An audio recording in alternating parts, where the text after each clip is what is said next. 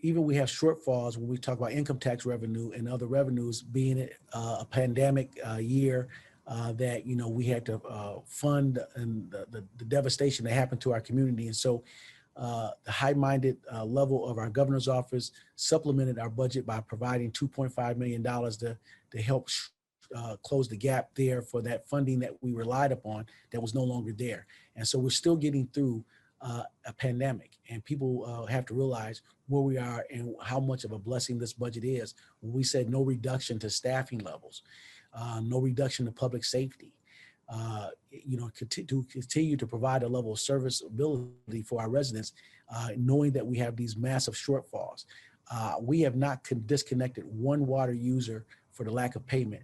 We did this before it was a mandate in the state of Michigan. So we've been able to hold on here through the efficient way that we operate now. But definitely now we need the city council and city council members to be on board with us, and residents have to be able to count on their council people to advocate for them in a productive, functional way. So back to the tax changes though here, with income tax going down, obviously people have been unemployed, but when that goes down 6% and property tax goes up 2%, is it helping to make up for that gap, or is the property tax not doing enough? No, it's helping to make up the gap. The gap is no longer 6%, but it becomes 4%. But then the revenue that came in from the state to help close the gap with $2.5 million helped close that gap. But we're still fighting the gap and the closing of the gap with our unfunded liabilities and the deficit that was projected last year for this year to be $12 million. And so in our budget plan, it shows all of those things there, and it shows how we were able to close that gap. Now I want to ask you, when you talk about how you've done things within City Hall, right, within the city government to make it so that you can close this gap without laying people off, without reducing services, people start to wonder, well, then where have my tax dollars been going in the years before this? What would you tell people who are wondering, well, why was the money not spent the right way 5-10 years ago? That's an excellent question for people to ask.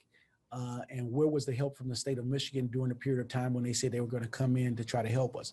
From the period of 2002 through 2018, the state has been engaging with this municipality, coming in under the cloak saying that they're coming in to help us with our financial issues.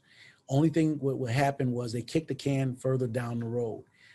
The pension system has been underfunded for many years now, to the tune of more than $500 million. It is underfunded. And so we have to make sure that we continue to try to provide ways to be able to collect enough revenue streams and work in an efficient way to close that gap. For every 6 retirees, we only have 1 active working employee. This is nothing new in the state of Michigan. Other communities are facing these same challenges. It's just that this administration has chosen to make sure that people understand where our problems are, what the systemic problems have been, and what we need to do and perform and perfect a plan to get us out of the situation. But not just this administration can do it alone. It's going to require the help of everybody. And so for previous administrations or emergency managers to not being or coming clean with the public is disturbing, one. But this transparent administration will definitely provide where we are and what we need to do to move forward. But it's going to take all of us to push. And we have some difficult times, but we have a plan, and we need the partnership to be able to move forward. One last question I want to ask you, because you did bring up about working together, working with council, but yet in these council meetings, your name gets brought up. And last week I was listening to it. One of the council members, I believe it was Eric Mays, I'd have to check, talking about how the city hall doesn't work with them. The mayor's office doesn't work with them, as you were already talking about the 7th Ward council member. So how difficult is it to do what you're doing, to try and do what you're doing here, close these gaps, but work with a council who oftentimes is complaining about you or arguing with you? Yeah, the thing about it is this, the reality of it is this, that this administration has not put up one resolution that has ever failed to pass council. We have 100% participation rate with my staff being at council meetings. Every resolution we put forth before city council, a majority of the city council, the previous budget and moving forward has always supported it in a majority.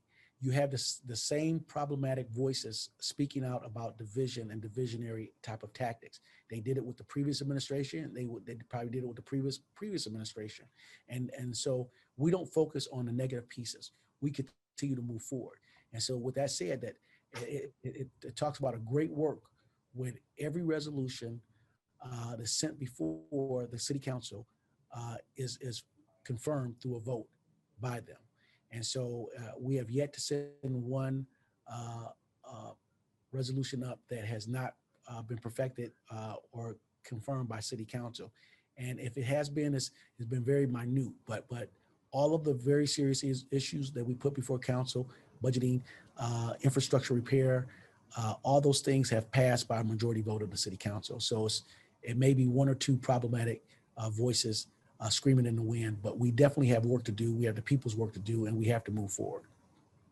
Right. Yeah, I believe I was trying to remember. It was last week, and he said it before, but Mays was saying how he doesn't trust the mayor's office. I mean, do you want to respond to that? And I wanted to mention this to you actually too, to what you would say to your constituents when they're listening to these meetings and hearing this kind of rhetoric. But yet, you know, as you said, all of your resolutions, the major ones, have been passed. Right. I'm tone deaf to the negative chatter. The people deserve so much more. I only hear the things, the desires, and the wishes of the public, and they're saying resoundingly that we need to move our community forward. We need to know where we are. We're at the intersection of crisis. We're saving lives, and also we're saving jobs. We're creating economic development opportunities. We're doing all these things, and we've done these things in a short period of time. No other administration in Flint's history has faced these many challenges. But with these many challenges, we have many successes as we move forward with the infrastructure repair of our secondary water system, things that were supposed to be done before we arrived here. The continuation of services for residents, especially through a pandemic year, not disconnecting water users, understanding that water is a human right, doing the things that's necessary, making the bold decisions. We're much more a statesman here in this office versus a politician. We care much more about the next generation than we do the next election. Our work, our practices, and our performance and the outcomes show that. All right, thank you. Is there anything else you wanted to mention we didn't touch on? Yes, just tonight, the presentation was just to put before the city council, the budget has to be looked at in great detail. This was not the form for the going line by line from each budget line with the council. It shows how we're supposed to do this. And I was on council for 9 years, and this is not abnormal. This is the reality of the norm. I am the only elected official that was not birthed under emergency management. I understand what home rule is, and I understand how government really operates and works. It's unfortunate that some might believe that government is to have a more of an insurrectional attitude, to have fights, but we need all the public to engage this. This is for our future, for our children. And so I encourage people of like thinking to put forth their voices that says they mandate us working together to move our community forward.